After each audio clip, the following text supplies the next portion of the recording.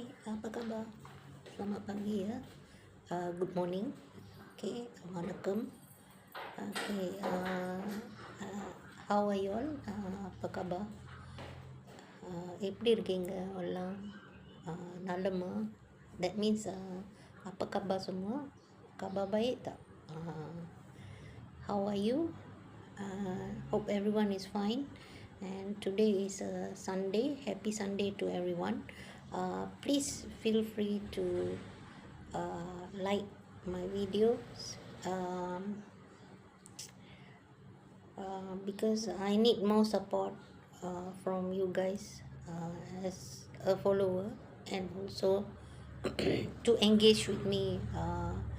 And for information, I'm doing home tuition. If required, I can also do the online training or tuition. Okay, this is open to all. For adult children as early as 2 years old to form 5.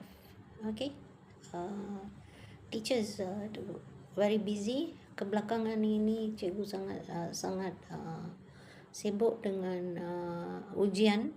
So sekarang ujian dah pun habis untuk tingkatan 1 sampai tingkatan 5, hanya untuk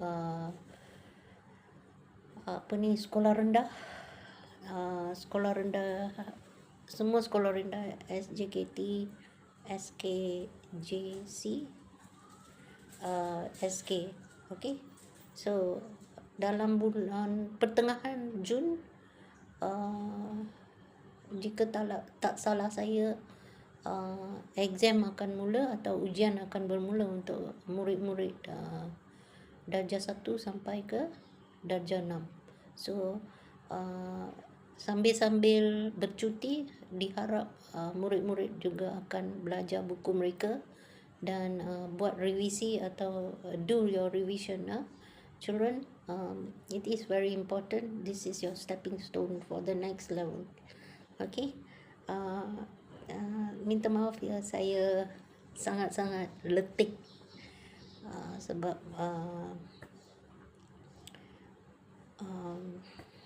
tak cukup tidur. Okay, and anyway, I'm happy with everything. Terima kasih kepada bumi ini kerana kita tinggal di satu tempat yang cantik. Ada banyak bunga-bunga yang cantik, warna-warni, ada banyak